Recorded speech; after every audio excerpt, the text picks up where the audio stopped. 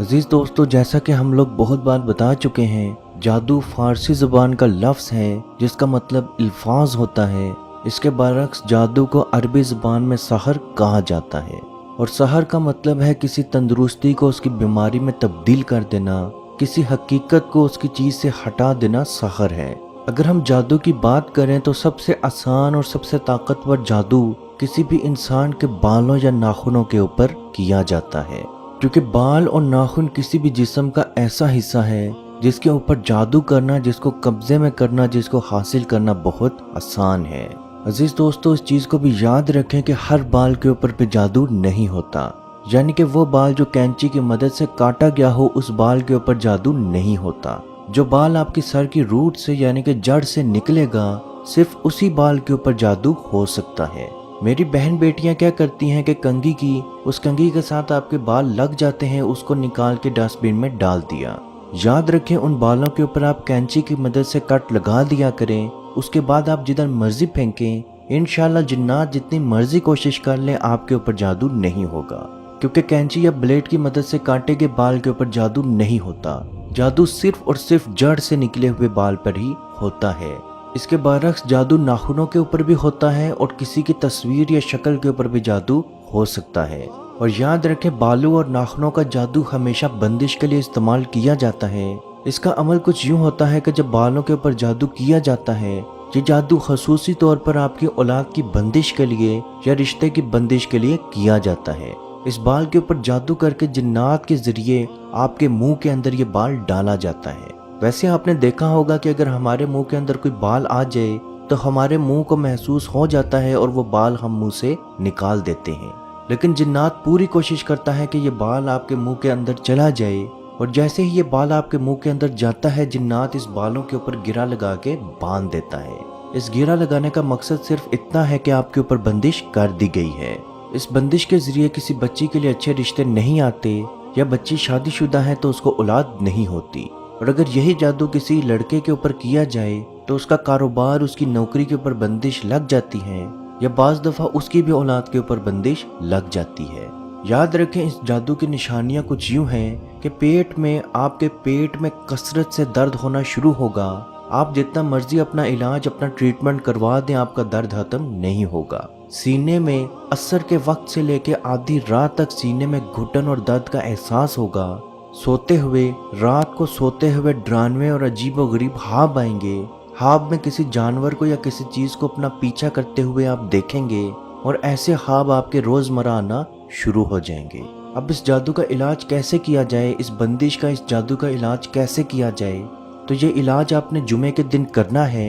जुमे के रोज आपने अपने नाखून को तराशना है, काटना है। नेल काटने का तरीका क्या होगा? नेल काटने का तरीका कुछ यूं होगा कि सबसे पहले आपने शहादत की उंगली, दाएं हाथ की शहादत की उंगली यानी कि राइट हैंड इंडेक्स फिंगर का नेल काटना है।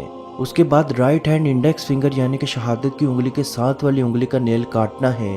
उसके बाद राइट हैंड रिंग फिंगर और राइट हैंड लिटिल फिंगर का नेल काटना है, जो कि आपको तस्वीर में नजर भी आ रहा है।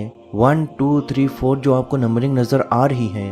उसके बाद आपने बाएं हाथ के ऊपर आ जाना है और बाएं हाथ की सबसे छोटी उंगली से लेके, जो कि आपको नंबरिंग में भी नजर आ रहा है, 5 6 7 8 9, और आखिर में राइट हैंड थंब यानी कि दाएं हाथ का अंगूठे का नेल काटना है। इसी तरह से तस्वीर को आप देख रहे हैं कि पाँव के नेल आपने कैसे काटने हैं। दाएं पाँव की सबसे छोटी उंगली से लेके, जो कि आपको नंबरिंग में नजर आ रहा है, 1 2 3 4 5 6 7 8 9 10। इसी तरह से आपने नंबरिंग के साथ साथ आपने नेल काटने हैं। उसके बाद उन नाखूनों को, उन नेल्स को आपने एक वाइट कागज में, एक सफेद टिश्यू पेपर में या सफेद कपड़े में रख लेना है, और उन नेल्स के ऊपर आपने 7 मरतबा इन्ना लिल्लाही व इन्ना इलैहि राजिऊन, इन्ना लिल्लाही व इन्ना इलैहि राजिऊन 7 मरतबा आपने ये पढ़ के उन नाखूनों के ऊपर, उन नेल्स के ऊपर आपने दम कर देना है। उसके बाद उन नेल्स को आपने किसी क्यारी या किसी गमले के अंदर दफन कर देना है, और दफन करते हुए आपने ये चीज़ अपने दिमाग में रखनी है कि अल्लाह के हुक्म से आप पे हुआ जादू, आप पे हुई बंदिश आज खत्म होगी, मर गई। 3 जुमे ये अमल आपने लगातार करना है। इंशाल्लाह इंशाल्लाह इंशाल्लाह बाहुक्म खुदा आप पे हुई बंदिश अल्लाह पाक के हुक्म से मुकम्मल तौर पे ख़त्म भी होगी, और आप अपनी सेहत दिन ब दिन ठीक होते खुद देखेंगे। अजीज दोस्तों, इस वीडियो को जहाँ तक हो सके ज़रूर शेयर करें, کیونکہ آپ کی وجہ سے اگر کسی کی پریشانی، کسی کی بیماری، کسی کی مصیبت، کسی کی ٹینشن ختم ہوگی تو اس کا ثواب بھی آپ کو ضرور ملے گا۔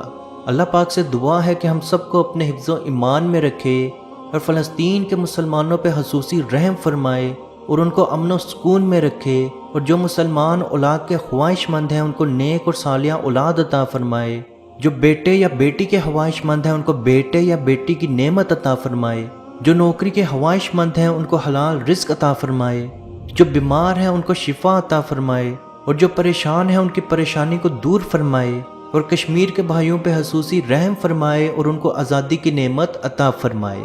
آمین۔ اللہ حافظ۔ اعوذ باللہ من الشیطان الرجیم، بسم اللہ الرحمن الرحیم، للہ ما فی السماوات وما فی الارض وَإِن تُبْدُوا مَا فِي أَنفُسِكُمْ أَوْ تُخْفُوهُ يُحَاسِبْكُم بِهِ اللَّهُ فَيَغْفِرُ لِمَن يَشَاءُ وَيُعَذِّبُ مَن يَشَاءُ وَاللَّهُ عَلَى كُلِّ شَيْءٍ قَدِيرٌ۔